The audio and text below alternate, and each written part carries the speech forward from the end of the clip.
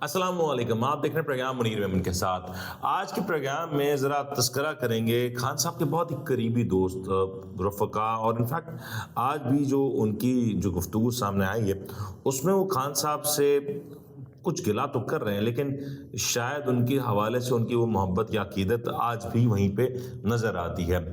نعیم بخاری صاحب کا تعلق پاکستان کے سینئر خاندان میں ہوتا ہے۔ وہ جب بھی گفتگو کرتے ہیں تو بے مثال کرتے ہیں اور بہت ہی اچھے انداز میں گفتگو کرتے ہیں۔ انہوں نے ایک انٹرویو دیا ہے ARY نیوز کو، اور اس انٹرویو میں جو باتیں کہی ہیں وہ سرپرائزنگ بھی ہو سکتی ہیں کچھ لوگوں کے لیے۔ انفیکٹ خان صاحب کے کچھ جو سپورٹرز ہیں ان کی بات گرا بھی گزر سکتی ہے، اور جو دیگر معاملات ہیں اس میں رانا ثناء اللہ صاحب کی گرفتاری اور میاں محمد نواز شریف صاحب کی جو ایز آف ناؤ جو پولیٹیکل سچویشن اس کے اوپر بات کی ہے، ذرا ایک ایک کر کے جاننے کی کوشش کرتے ہیں کہ انہوں نے کیا کہا اور کیا اس بات میں صداقت ہے یا نہیں۔ سب سے پہلے انہوں نے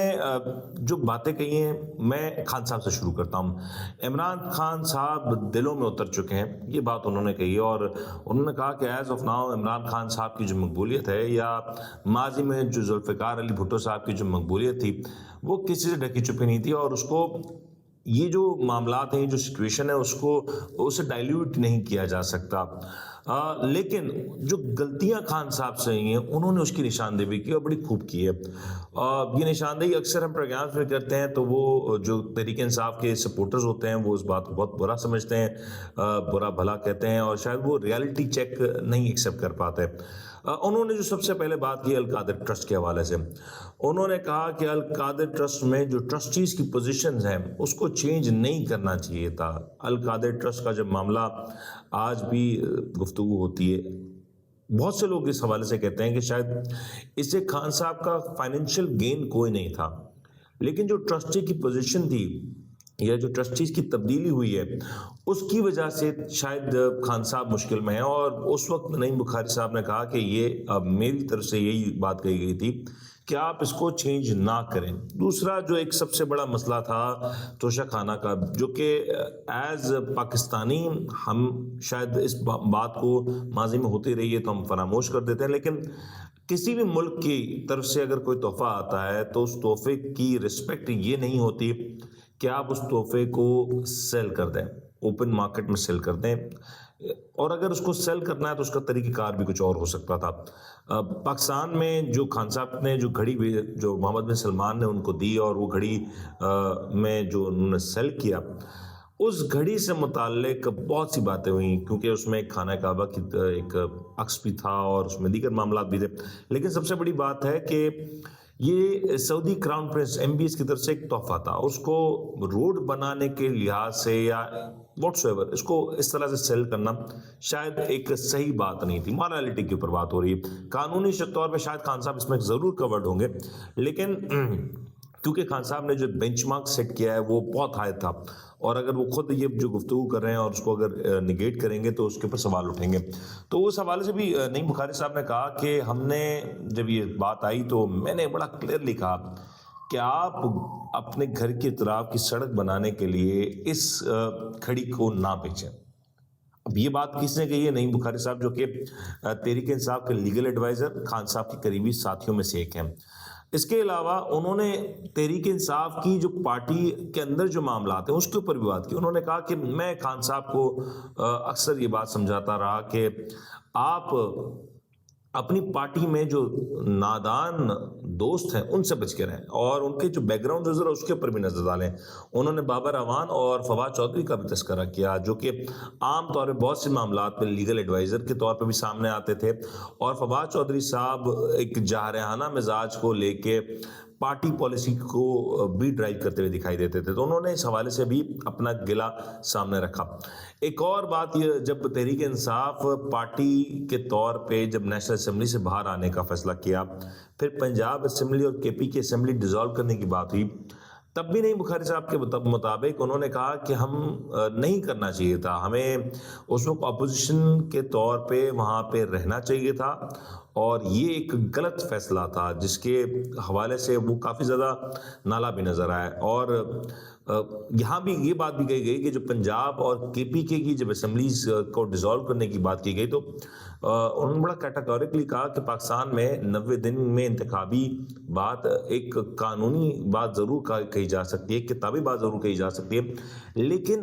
پاکستان میں عام طور پہ اس طرح کا قانون یا اس طرح کی باتیں فالو ہوتی نہیں. اور ماضی میں ایسی بہت سی مثالیں ہیں کہ 90 دن میں انتخابی عمل نہیں ہوا، کسی نہ کسی وجہ سے وہ ایکسٹینڈ ہوتا چلا گیا. یہ ایک ایسا معاملہ تھا جس کے بعد تحریک انصاف پہ کر کے رہ گئی. نعیم بخاری صاحب کے بقول وہ اس بات کے حق میں نہیں تھے، نہ ہی پہلے نیشنل اسمبلی سے استعفوں کے حق میں تھے، نہ ہی وہ اس بات کے حق میں تھے کہ KPK اور پنجاب کی جو اسمبلیز ہیں اس کو تحلیل کیا جائے. پھر ایک سوال یہ بھی آیا کہ کیا خان صاحب کسی بھی طریقے سے اب ملک سے باہر جا سکتے ہیں، جو کہ اس وقت جیل میں ہے اور ایک بڑا مشکل وقت ہے. کیا ایسا کچھ ہو سکتا ہے کہ خان صاحب بھی میاں محمد نواز شریف صاحب کی طرز پہ یا دیگر سیاستدانوں کی طرز پہ وہ ملک سے باہر جانے کی کوشش کریں؟ تو انہوں نے یہ کہا کہ یہ تحریک انصاف کے لیے یقینی طور پہ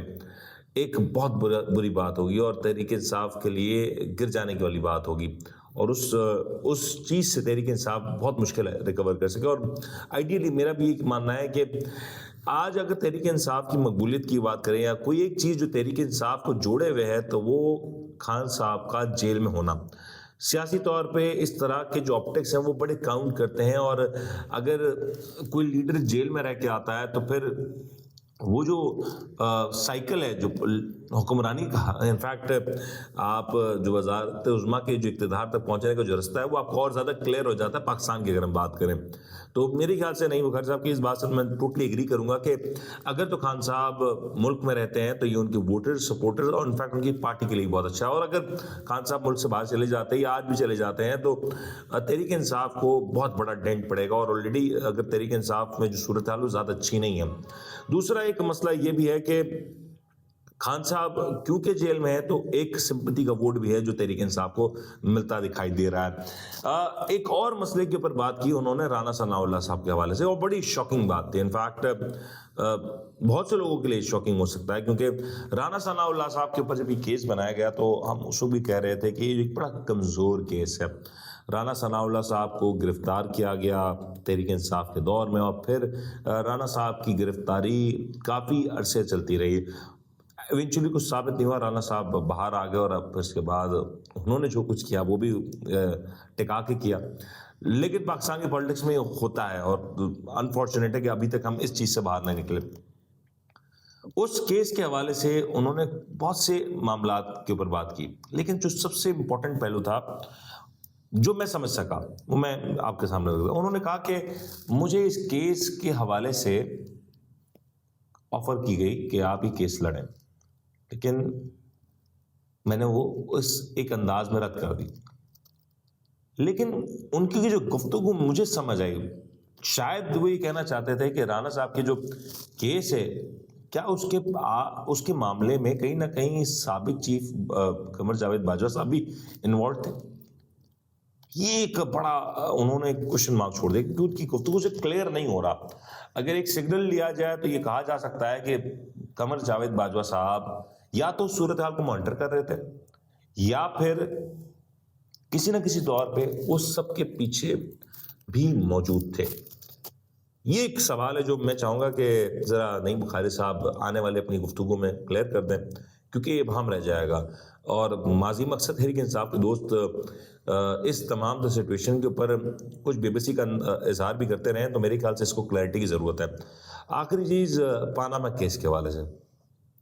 مجھے پوچھا گیا کہ کیا پاناما کیس پھر سے ری اوپن ہو سکتا ہے، تو انہوں نے کہا پاکستان میں کچھ بھی ہو سکتا ہے. امید کرتا ہے آپ کو آج کا پروگرام پسند آیا ہوگا. اپنے میزبان کو اجازت دیجیے، اپنا خیال رکھیے گا. اللہ حافظ.